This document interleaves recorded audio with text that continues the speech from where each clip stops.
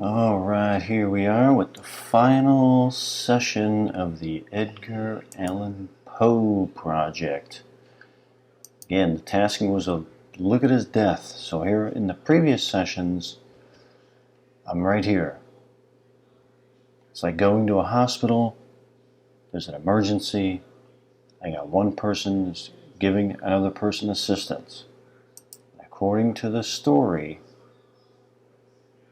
this guy, Joseph Walker, is the guy who found him and helped him to this hospital. And then here he is, he's in the bed and all that kind of stuff. I'm just going to read this again, because it's very important. On October 3rd, 1849, Poe was found semi-conscious in Baltimore, in great distress and in need of immediate assistance. According to Joseph Walker, who found him, he was taken to Washington Medical College, where he died on Sunday the 7th, 5 in the morning. Poe was not coherent long enough to explain how he came to be in his dire condition, and why he was wearing clothes that were not his own.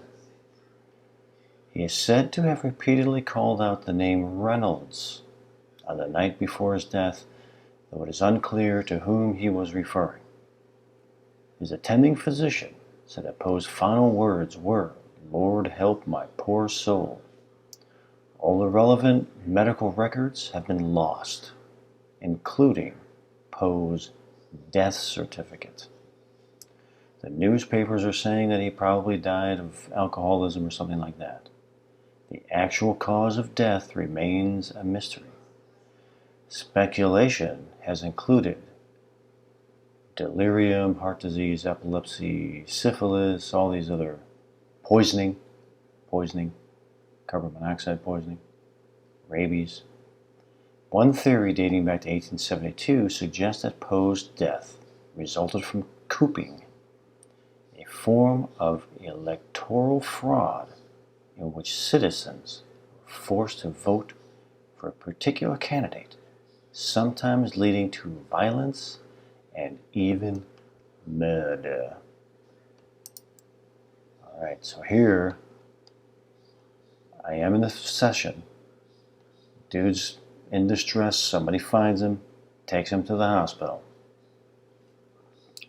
He's lying in a bed, end of life. Get the feeling this person dies alone, and all that kind of stuff. Get the sense maybe this person was poisoned. Deathbed confessions. He's delirious, he's mumbling, which is what they were saying in here. Individual stricken with an illness, and may even have an infection of some kind. And I get the sense this person may have even been poisoned. But as the session ends here, my conclusion in this session was, there's also a sense that this person was at or near some type of uprising or conflict, may have suffered at the hands of militants just for being at or near the conflict area.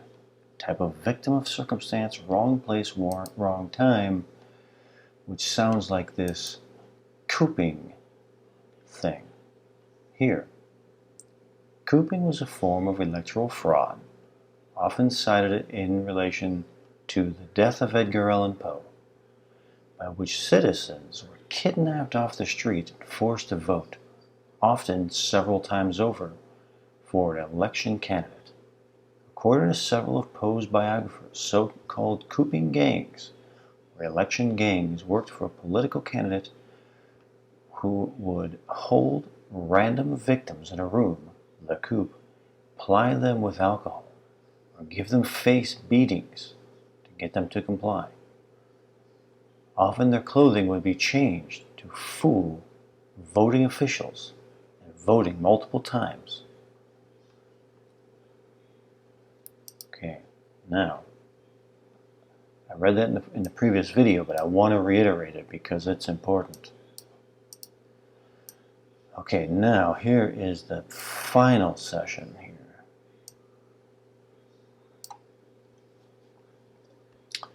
a knife.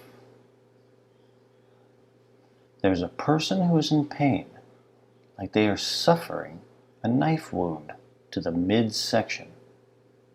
There's conflict and strife around this person.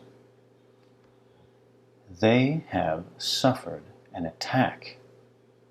The notion is of a sort of inevitability regarding this individual. But why, I wonder? He's a tempter of fate, so to speak. But eventually, a wrong turn was made, and a death blow was delivered.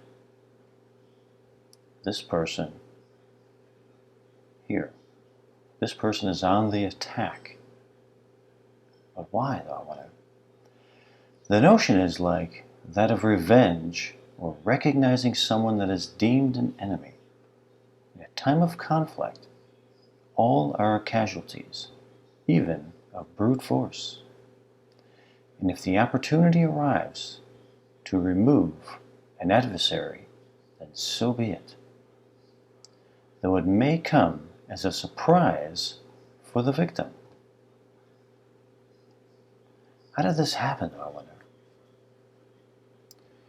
There was a sense of trying to silence someone and or remove their influence, hide them away, and hope the world forgets about their existence. Is that what happened, though, I wonder? I see this individual in a hospital bed, an isolated room. The individual suffers a miserable end, painfully, which is what was happening here. Is this person lost, though, I wonder?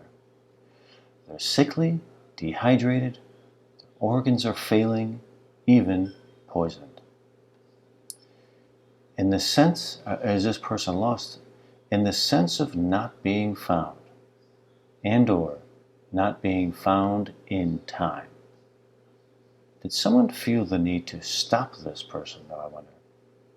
To stop and or to cover up something.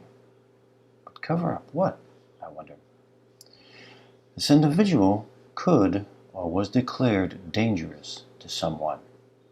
The danger of knowledge and the burden of truth. It's like this person could have been killed by Nazis in the Second War. It's like that. He didn't start out that way, but it ended this way. I get a strong sense that at a certain point, this individual put his own needs and desires aside and went into the danger zone out of a sense of duty. Duty, though. Almost like a spy, using his knowledge and skills to fight an enemy, though you end up finding out that you cannot fool anyone, or that you cannot fool everyone every time, like he tried and lost. Was this person a spy, though, I wonder? A skilled observer and recorder of basic facts, very useful and important skills. But what got this person killed, though, I wonder? The recording and passing of information, seen by some as theft or stealing, taking what someone has deemed not his. There is a sense that this individual made a grave mistake and suffered for it, turned left instead of right, and losing the odds. A deathbed sense of failure, though considering these odds, most anyone would say, well played. Wow, man, that's like an ending to one of his stories. A deathbed sense of failure, though considering the odds, most anyone would say, well played. And I feel like I was channeling Edgar Allan Poe with that last paragraph, that last sentence. That sounds like something he would say. A deathbed sense of failure. Though considering those odds, most anyone would say, well played. Wow, man, that's really something.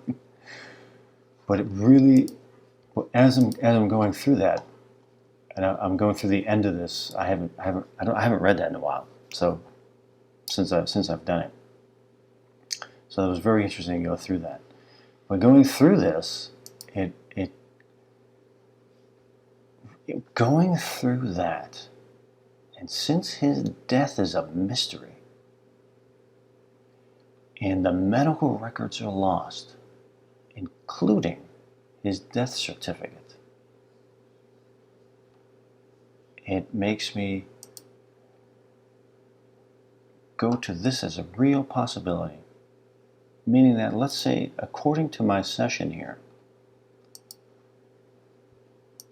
according to this session, what if he was a victim of this cooping scam, and once they found out who he was, they killed him, and they left him for dead, and they took him to the hospital, and he died. And the fact that his medical records are lost, that his death certificate is lost, it makes me even suspicious about the medical doctor. What if they were in it together and put him in a back room and got rid of the records and everything?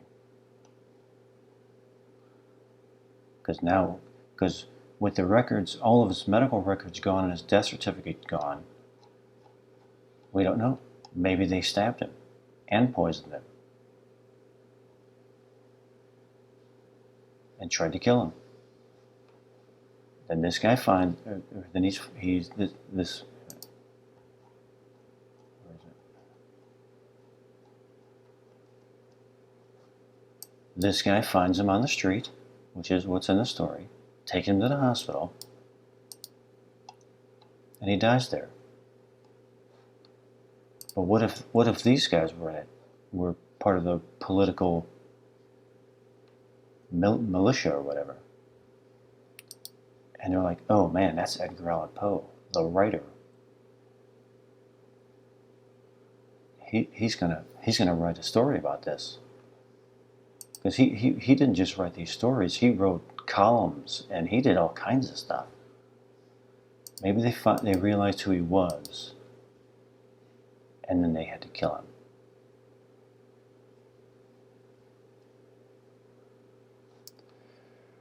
Wow. Fascinating. Really, really fascinating. Really fascinating. Gotta hand it to Dustin, man. Dustin Newcomb. You can really pick some targets, man. This is my vacation target. Some people go on vacations to other countries. My vacations are, I got to go back in time and maybe solve the mysterious death of Edgar Allan Poe. Wow. Pretty cool, man. I must say. Really interesting stuff. I hope you found this as interesting as I have. Fascinating stuff. Edgar Allan Poe, many more to come. Thanks again.